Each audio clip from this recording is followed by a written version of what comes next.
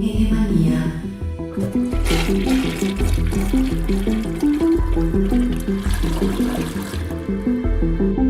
Bienvenidos a este primer programa de Enemanía y estamos ya listos para hablar del tercer episodio de The Last of Us. La neta, puta, qué pinche episodio tan chingón, una total obra de arte. Pero vamos a empezar por saludar. Ponchi, buenas, ¿cómo estás? Hola, buenas a todos. Bien, con algo de sueño. Lauro, buenas. Buenas, todo bien, ya terminando prácticamente el día. Goldo, ¿cómo estás? Hola a todos, pues aquí andamos levando en parsimonia. Bien, entonces, pues, ¿qué? Digo, la neta, a mí me dejó maravillado. Creo que es una de las obras de arte que se han hecho para estas series, ya sea televisión, streaming, llámale como quiera.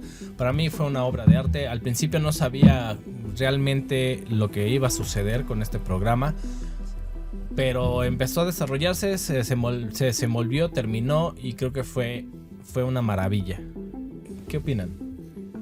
Pues a mí también me pareció bastante interesante, un poco siguiendo la línea de Naughty Dog, ¿no? Que siempre se ha caracterizado así un poco por meter temas, vamos a decirlo así, no polémicos, pero sí difíciles de abordar y que los abordan con mucha naturalidad y con mucho aplomo, y eso me gustó. Bien, es cierto que lo que decíamos hace algún tiempo de que se estaba siendo muy fiel al videojuego, y esto fue completamente, ¿cómo se puede decir? Una adaptación propia, o mejor dicho, fue algo que no está dentro del videojuego, pero que sin embargo queda muy bien, le da más contexto a todo lo que es este mundo postapocalíptico, ¿no? Que termine el espectador que no ha disfrutado del juego por entender las implicaciones de este mundo postapocalíptico con zombies llenos de hongos, ¿no? Abarca uno de los puntos álgidos, me parece, es la canción en el piano, la forma en cómo se va desarrollando la escena. Bueno, obviamente todo, ¿no? Toda la historia, ¿no? Pero la escena, a mí se me hizo como algo, un programa muy romántico y que se desarrolla a partir de esta relación de esa canción. Poldo. La vez pasada mencioné lo satisfecho que me siento con el manejo de la música, ¿no? Que rompe con los estereotipos a los que estamos acostumbrados en estas series distópicas o incluso en series de acción, ¿no? Entonces estoy completamente feliz y satisfecho con lo que escuchamos en este último capítulo, hablando propiamente pues de la música, ¿no? Ponchi, ¿qué te dejó a ti? El otro día ayer platicábamos, era el lunes, y te escuché no satisfecho. Digo, no sé si te gustó al final o no, pero en este purismo que hablábamos en el programa piloto, estabas ayer despotricando. Pues, no es que no me guste, ¿no? O sea, se ve que está bien hecho, que hacen las cosas bien, la narrativa está bien, el guión, los actores son 9 capítulos, para eso, la serie va a tener 9 capítulos, y el capítulo 3 a mí se me hizo de relleno, que no aporta nada a la historia más que el contexto del mundo. Fuera de ahí, pues Ellie y Joel se encontraron una camioneta y órale, qué chido. Que es una camioneta que tenían que encontrarse en el video, que se encuentran en el videojuego, que tenían que encontrarse. A mí me pareció maravilloso la forma en cómo narraron la historia. ¿Por qué? Porque siempre empezamos con un preámbulo del mundo anterior, de cómo era, y ahora el desarrollo de este mundo desde el contagio hasta el momento en el que estos dos chicos fallecen. A mí me pareció muy lindo. Obviamente, si hay cosas que tenemos que adaptar, ¿no? A la televisión de otra forma, hacer otro tipo de narrativas. Y me parece que este atrevimiento son muy chidos, son muy bienvenidos. Porque te contó una historia realmente hermosa. Cierto, fíjate. En HBO, pues es lo que vende historias, ¿no? Por eso tiene las producciones que tiene. Y abarcan de todo, para todos los gustos, para todos los géneros. Y bueno, y al final es eso, ¿no? Es una serie de televisión, bueno, de streaming, televisión. La línea delgada ya está invisible. Y a diferencia, otra vez regresando con lo del juego, el juego es frío, el juego es cruel, al juego no le importan muchas de esas temáticas de los personajes secundarios. La serie los abarcó y eso está chido, porque pone más en contexto al mundo. O sea, me gusta, pero algo que no me gusta es el relleno. Si tuviera un poquito más de peso en la historia principal ese relleno, estaría más satisfecho. A lo que voy es la relación de Bill y Joel, cómo fue reflejada al final, en nada. En una carta. Ajá. Y dice, ese capítulo pudo haber sido un spin-off de The Last of Us. Pudo haber sido un spin-off. Pudo haber sido su propia película, como dijera Goldo. Era como un Up versión post-apocalíptica. Post-apocalíptica. Está bien, lo acepto. Pero para 9 capítulos que tiene la serie, siento que desperdiciaron ahí en indagar más en la historia de él y Joel, ¿no? Sí, yo opino muy parecido. Me pareció que como historia está muy bien contada, muy bien llevada. Termina de una manera bastante agradable, digamos. Porque en el videojuego también la aparición de Bill es pues prácticamente testimonial, ¿no? Entonces, en ese sentido me gustó cómo le dieron un giro a ese pequeño arco narrativo, pero como dices tú, o sea, no deja de ser un capítulo de relleno que aporta muy poco a lo que es, digamos, la gran historia y que también deja la duda de decir, bueno, ya llevamos una tercera parte de lo que va a ser la temporada y ya metieron un capítulo de relleno. Entonces, yo lo entiendo porque también una serie tiene que manejarse de manera diferente que un videojuego, ¿no? O sea, tienes que tener un drama y una serie de elementos que tengan al espectador constantemente ahí, ¿no? A la expectativa de cómo se desenvuelven los diferentes personajes. Cosa que en el videojuego, pues, a lo mejor se omite mucho sobre los secundarios. Pero, pues sí, o sea, queda esa ambivalencia entre es un episodio de relleno, pero también es una historia muy bien contada.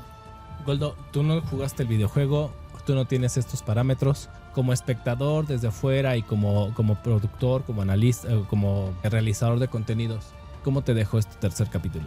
Pues a mí me dejó muy satisfecho. De hecho, a mí me parece que hemos visto tantas series de zombies en estos universos distópicos, en donde toda la tensión dramática tiene que ver con las peripecias de sobrevivencia a la que están sometidas personas y las decisiones extremas a las que están sometidos estos personajes. Y definitivamente, evidentemente, pues no solo por no haber jugado el videojuego y no conocerlo y por insistir en que probablemente no consiga la consola ni siquiera prestada hasta después de que terminemos de analizarla. ¿Por qué? Pues porque lo estoy viendo de otra manera. Por ejemplo, aquí me enfrento a dos personas que mencionan que tanto le llaman relleno a algo que no se adapte a una línea temporal de lo que ya estamos esperando porque conocemos el videojuego, ¿no? Exacto. Entonces, ¿qué tanto eso se vuelve a la inversa para los que no lo hemos jugado? A mí me parece un acierto, porque yo podría haber empezado a ver la serie en el tercer capítulo sin saber lo mismo que no sé ahora, que no sé nada, y a mí me parece que es un guión cerrado, es una película adentro de una serie, en donde empieza el argumento de principio a fin. Me parece maravilloso, una bocanada de aire fresco, que estas emociones de las decisiones extremas de los humanos que casi se vuelven inhumanos para sobrevivir. Puta, que le metas una maravillosa, triste, pero hermosa historia de amor. A mí me parece que eso es algo que pocos o casi nadie veía venir, ¿no? Claro. Y porque incluso, si bien sí tiene esa ambientación, pues del fin del mundo, y ellos están esta historia de amor está sobreviviendo en el fin del mundo, pero también es una historia de amor que encuentra la belleza dentro de la desesperanza, ¿no? Entonces, en ese sentido, yo no puedo decir nada en cuanto a lo que esperaban quienes conocen la línea argumentativa del videojuego, ¿no? Y dos, punto súper importante, me parece, el análisis de las videoseries en cuanto al desarrollo de un carácter que no tiene que ver con un videojuego, ¿no? Y ahí es donde hay muchísimo que analizar, ¿no? Del par de osos maduros amándose y de lo que vamos descubriendo de Bella y de Pedro Pascal, en cuanto al desarrollo de carácter que jamás vamos a conocer en el videojuego, ¿no? Que ya tiene que ver con el histrionismo y con técnicas y con todo eso, ¿no? Entonces, para mí es nada más que una invitación a seguirla viendo, porque... Y me parece un acierto en todos los sentidos, ¿eh? Porque he escuchado, independientemente de lo que han dicho ustedes aquí, también he escuchado o he leído a banda purista que no tiene mucho complaint acerca de esto, que dicen que está cerrado, que está muy bien, que están muy contentos. Pero también gente como yo que está muy contenta que en la serie sin haberlo jugado. A mí me parece que eso se está volviendo un poquito un paradigma, ¿no? ¿Por qué es un éxito? Pues porque tiene medianamente contento tanto a un lado como al otro, ¿no? Y eso pocas veces se llega a ver en estos making ups de los videojuegos o de los libros incluso, ¿no? Claro. Yo me atrevería a decir que no es solo que los tenga medianamente contentos. Digo, creo que en términos generales todos están bastante contentos con lo que se ha hecho. Incluso ahora que comentábamos que pues se puede considerar un episodio de relleno, pero sigue siendo un episodio que dices, oye, está muy bien hecho, está bastante, o sea, te atrapa y te mantiene ahí, ¿no? O sea, y en ese sentido me parece un logro. Ahora no puedo así mencionar algún caso específico, pero hemos visto muchos episodios de relleno de muchas otras series que son completamente infumables y que pasan desapercibidos. Y yo creo que eso es lo que también a la como dices tú, a la gente que es más purista le agradó bastante, porque no es un episodio vacío, sino es algo con una historia bastante compleja, bastante bien desarrollada y bastante bien llevada, que a todos los deja, pues no sé si aplaudiendo, pero diciendo, oye, mis respetos, ¿no? Sí, el final de la historia de los chicos es una maravilla. A mí me parece de esos finales que terminas bañado en lágrimas, enamorándote de la idea de que a veces, digo, si lo vemos en términos crudos, en términos de guión, dicen, bueno, Frank decide suicidarse y Bill lo acompaña en el suicidio porque ya no quiere vivir sin él. Pero la forma en cómo construyen el diálogo y le dice, yo ya estoy pleno, ya no tengo más y lo que me queda por vivir, pues no quiero vivirlo sin ti. A mí, la verdad, yo me quedé con esa parte de una historia, porque es eso, la historia de amor culminada de una manera, me parece que es la cereza en el pastel.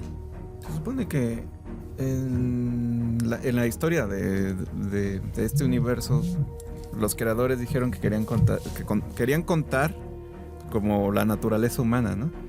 Y en eso estoy de acuerdo yo, que el capítulo es bueno, o sea, está bien contado. Para mí relleno, o sea, está bien, pero no, o sea, en el juego cuentan más historias humanas, hay más, que están igual de densas o más, yo creo, que la que vimos de Bill y Frank. Y en eso estoy muy a gusto, porque sí te pone en contexto con el mundo, cómo la gente toma las decisiones en ese tipo de situaciones, y que no van a tomar por sorpresa la próxima vez que cuenten una historia igual de densa. Ya sabes a lo que te esperas, a lo que viene, ¿no? Si en un capítulo que en teoría es el capítulo feliz, espérate cuando toquen los capítulos que son tristes realmente, ¿no? Ahora, hay algo dentro de todo esto que me gustaría rescatar. Cuando yo lo estaba viendo, pensando en estos spin-offs que se realizan, o sea, las historias paralelas a la historia central, pues obviamente si lo analizamos, pues es un lugar cerrado, ¿no? Ellos crean el espacio, se crea el espacio en un lugar cerrado y cuentan una historia paralela. Y esto me da muchas ideas para chicos, por ejemplo, de las nuevas carreras de comunicación, de cine, que pueden generar aquí en México. Ya saben que en todos lados se generan estas historias paralelas, nuevos guiones que pueden sumar a un mundo, que no son autorizadas y que no son oficiales, pero que los chicos generan estas partes. Me parece que es como miren, esto es lo que se puede generar, este tipo de historias se pueden generar, y creo que en Michoacán, en México, tenemos lugares muy ad hoc para recrear ese tipo de contenidos, ¿no? ¿Como fanfic? Sí. No es la primera vez. Yo lo he visto en otras, por ejemplo en el Capadocia, creo que pasaron tres temporadas antes de que a alguien se le ocurriera, bueno, y si lo mostramos cómo es por fuera, pero no lo necesitaba en realidad, con el desarrollo de la historia. No, claro. Entonces, sí es un, no solo es un reto, me parece, o sea, creo que es menos que un reto, porque en realidad yo creo que el talento para desarrollar ese guionismo en México sí está, pues, pero tendríamos que meternos a tocar muchísimos temas que tienen que ver con la industria de cinematográfica y con presupuestos y con muchas cosas de estas, por las que no vemos más trabajos de este tipo, en lugar de se me perdió el niño, es tuyo o es mío, ¿no? Entonces me parece que que el talento ahí está. En los concursos de cortometraje, en los festivales de cine se ve. Sin embargo, nos seguimos encontrando con esta realidad de que el presupuesto no está ahí, ¿no? ¿No te gustaría, no lo asignan ahí. ¿No te gustaría ver a Regina Blandón matando zombies? No, pues mira, tal vez no, digo, yo entiendo esta parte, ¿no? Pero ¿qué te parecería, por ejemplo, que tú, imaginamos en un aula y de repente le pides un trabajo a los chicos de video o de cine y te hacen una historia como estas, aterrizada a México? ¿Cómo le afectó a una zona de México? Y hacen su historia. Estaría súper chido. Sí. Que yo creo que lo van a hacer, ¿eh? Si la serie tiene tantísimo éxito y hacen la segunda temporada y cuentan la historia de la mujer mamadísima y después de eso quieren hacer spin-offs, pues yo creo que sería muy chido, ¿no? Que fueran en otras en otros países.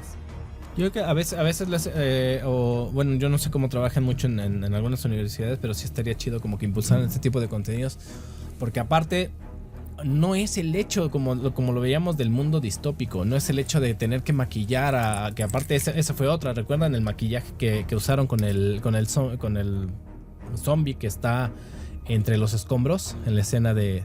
O sea, ahí ya no usas CGI, ahí usas maquillaje y son retos y son estas partes en las que ya no tienes nada más que usar elementos computarizados, sino también usar el talento a mano.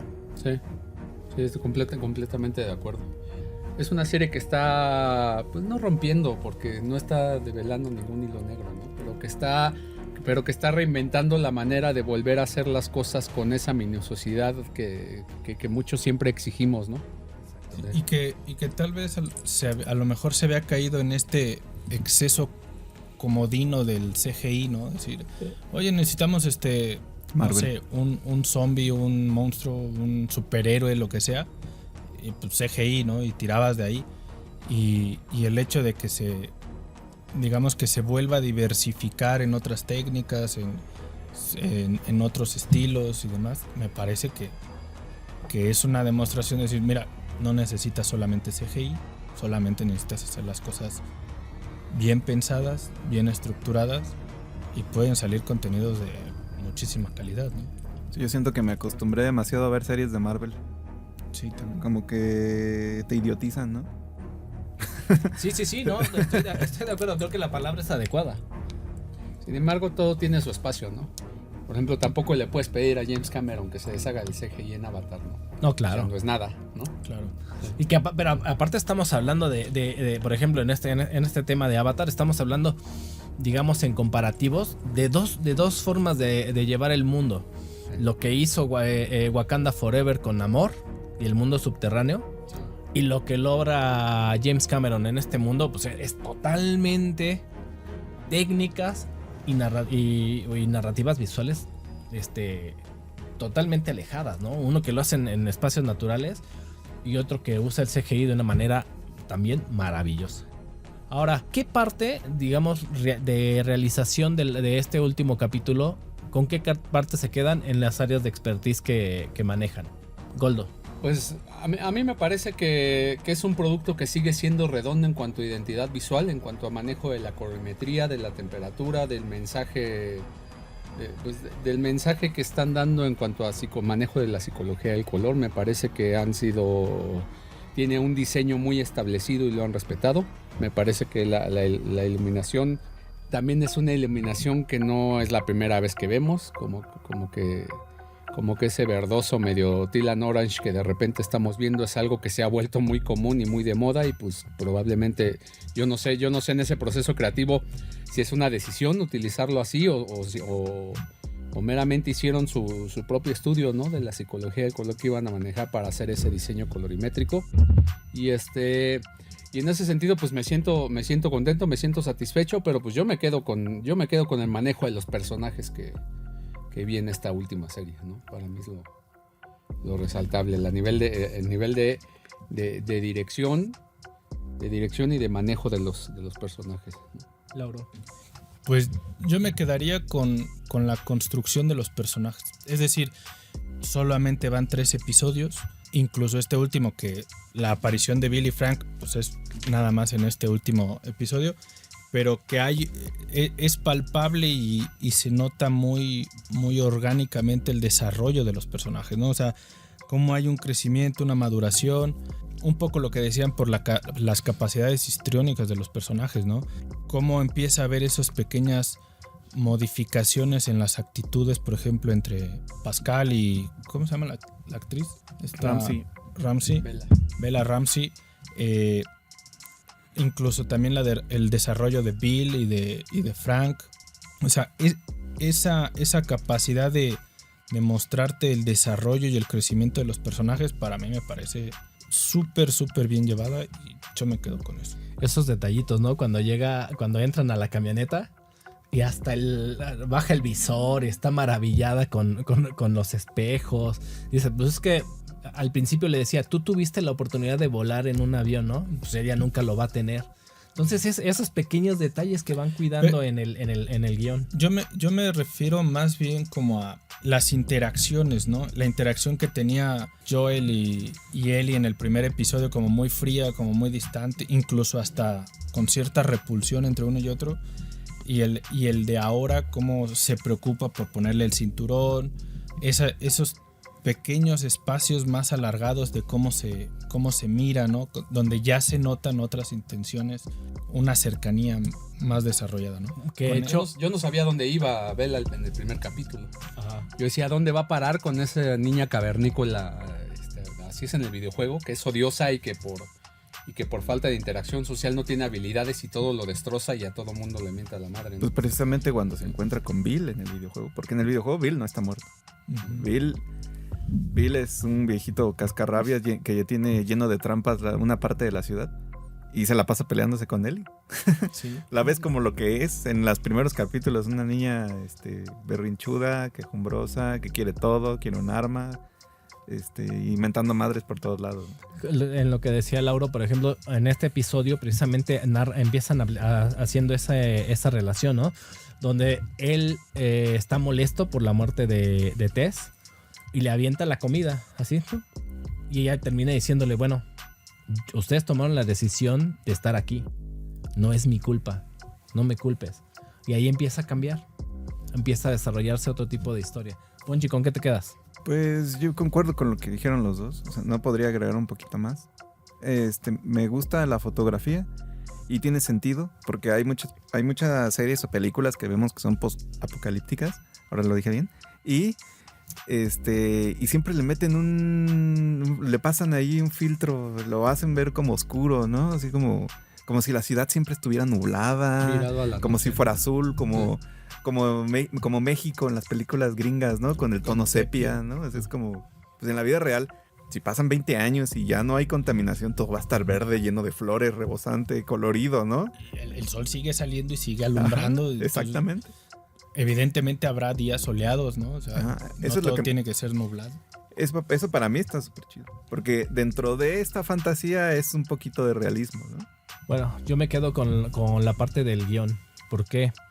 Digo, sí incluye el desarrollo de personajes, incluye un mundo muy amplio, pero me parece que narra cosas muy precisas, o sea, es muy inteligente, no divaga.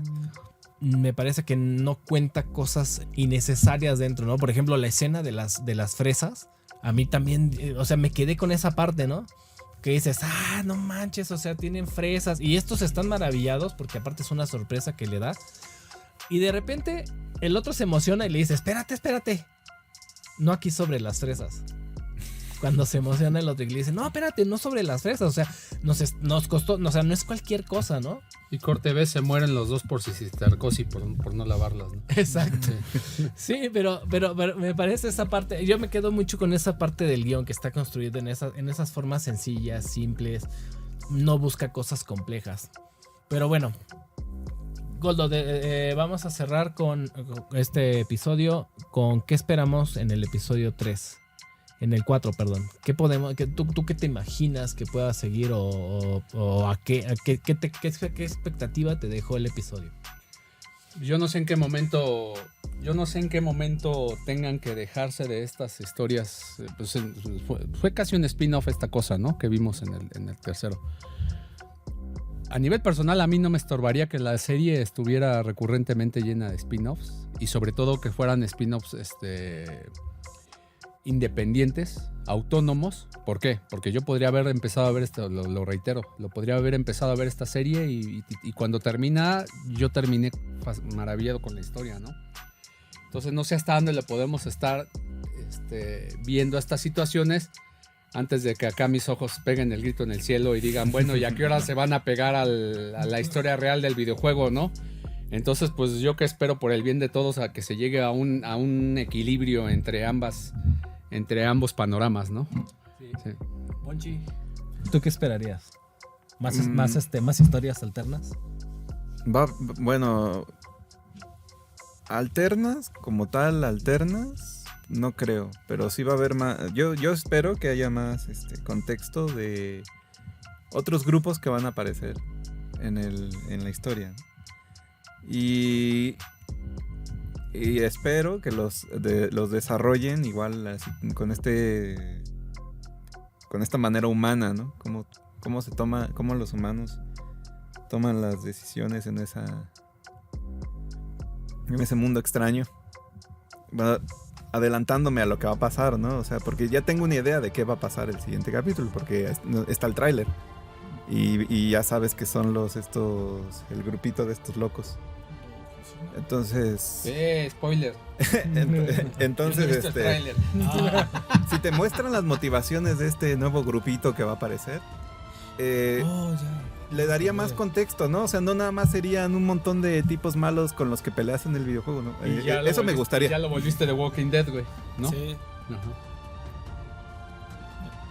No, digo, eso es lo que me gustaría, ¿no? Que le dieran más contexto a esos a esos grupos raros que aparecen ahí.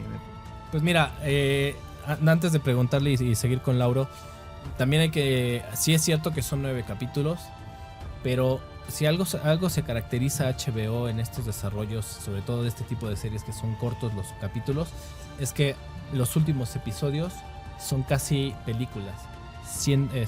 Hora 15, hora 20, hora 22, entonces creo que en algún momento tal vez se hayan dado, a menos de que haya salido la lista de episodios que yo no he visto y digan cuánto dura, que a veces lo hacen también, pero bueno, también hay que considerar eso. Lauro, ¿qué esperar? Yo creo que la herramienta esta del spin-off, por decir, que hubo en el episodio 3, también ha sido usada para, entre comillas, no agobiar al espectador con la historia, ¿no? Que la historia en general pues tiene un carácter un poco más sombrío, más pesimista, entonces este tipo de spin-offs pues a final de cuentas servirán para como cortar un poco esta historia, que me parece bien. Y un poco lo que decía Goldo, yo creo que no, el problema no es que haya estas especies de historias alternas, porque también me parecen muy buenas y rescatables, pero si tienes ya o bueno, yo lo había leído que toda la historia iba a estar basada en 9 episodios, ahí es donde dices, oye, entonces ¿en cuántos episodios vas a meter como el desarrollo el arco principal? Ya se está poniendo piqui. No, el arco principal, si te dijeran, oye, son más episodios, tú dices, oye, pues le van a dar más pausa y desarrollarlo más a fondo. Y eso estaría muy chido, ¿no?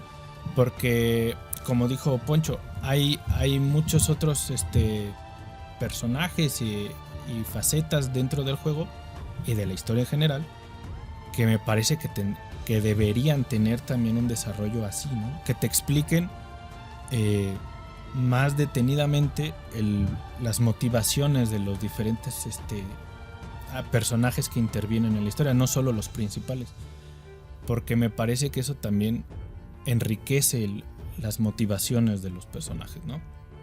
Entonces yo creo que el siguiente episodio será más, vamos a decirlo así, más en la línea de lo que se esperaba, pero sí me gustaría que haya un mayor enriquecimiento de lo contextual, ¿no? De los secundarios, de los diferentes facetas, etcétera, etcétera. Muy bien, pues hemos llegado al final de este podcast. Los esperamos en la próxima semana. Y no olviden dejarnos sus comentarios si están. También queremos saber qué es lo que piensan, qué es lo que opinan, qué les pareció el capítulo. O también, pues, qué les ha parecido la serie en general. También nos pueden mandar cualquier contacto que esperen o alguna mención que quieran que hagamos. Y en esta ocasión, la vez pasada, en el podcast pasado, en el piloto, no dejamos la lista que nos comprometimos a poner con el Goldo. Pero ahora sí, en los comentarios les vamos a dejar lo mejor de esta selección musical que habíamos quedado. Nos escuchamos la próxima. Héctor Mondragón, Goldo, Lauro, Ponchi. Nos escuchamos la próxima semana. Esperemos que ya la próxima semana nos acompañe Truje sin pretexto. Hasta luego. Bye. Bye.